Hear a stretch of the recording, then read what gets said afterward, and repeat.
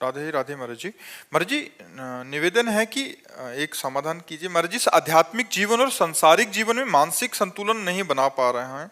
क्या मानसिक संतुलन डिप्रेशन है या कोई साया महाराज जी? मानसिक संतुलन कोई साया फाया नहीं है। जैसे लोगों को रहता है ना कि बाहरी चक्कर कोई होगा, ये सब भीतरी चक्कर है।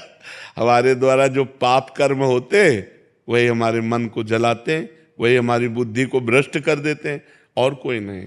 जैसे भूत प्रेत भी आता है ना किसी के दिमाग में, तो पाप कर्म के कारण ही आता है। हमारे पाप कर्म को भुगताने के लिए भूत का आवेश होता है और वो हमें दुख देता है, और जब हमारा पाप कर्म क्षय हो जाता है तो या तो कोई झाड़ने फूकने वाला मिल गया या स्वयं चला जाता है। तो कर्म ही हमारे लिए भूत है और कर्म ही हमारे लिए भगवान है। अगर हमारे कर्म बिगड़ गए तो वही भूत की तरह हमें सताता है, और कर्म हमारे बन गए तो वही भगवान की तरह हम पर कृपा करता है। इसलिए कर्मों का सुधार करो, हमारे कर्म ठीक होने। हमारे अगर कर्म बिगड़ गए हैं ना तो ऐसा ही अनुभव होने लगता है। कोई डिप्रेशन नहीं, पहले स्वीकृति करो। नहीं तो अगर किसी आदमी को 20 बार 20 लोगों को तैयार कर लो अलग अलग, और उसको यार तुम डिप्रेशन में पहुंच गए क्या? नहीं नहीं, तो नहीं, हमें तो लग रहा है तुम डिप्रेशन में हो, और चला जाए। फिर दूसरा आवे, यार तुम डिप्रेशन में पहुंच गए क्या? और 20 का है, अगर वो अस्पताल ना पहुंच जाए तो हमसे बात कर लो।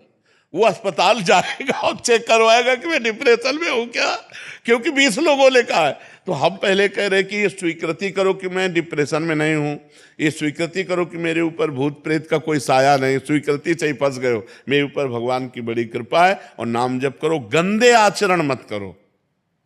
आज हमारी समाज गंदे आचरणों को पाप मान ही नहीं रही है। बहुत जोर से ये व्यभिचार फैल रहा है।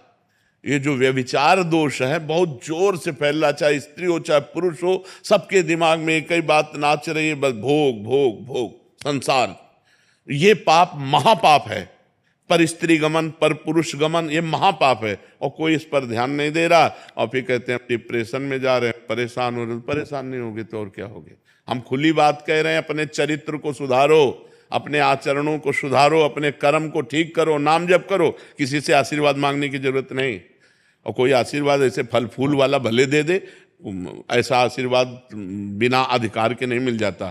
तुम्हें भजन करना पड़ेगा, तुम्हें अपने आचरण ठीक करने पड़ेंगे, तुम्हें तप करना पड़ेगा, तुम्हें पाप नष्ट करने पड़ेंगे। उपाय हम बता देते हैं।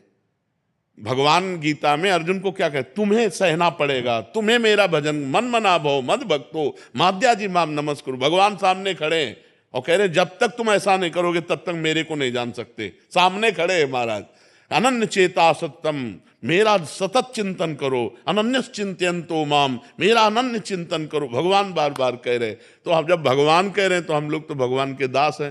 सदगुरुदेव भगवान बड़ी कृपा, जोरदार है विपक्ष, बहुत जोरदार। हाँ, विपक्ष तो जोरदार क्योंकि हमारे स्वामी का ही है, किसी और का है क्या?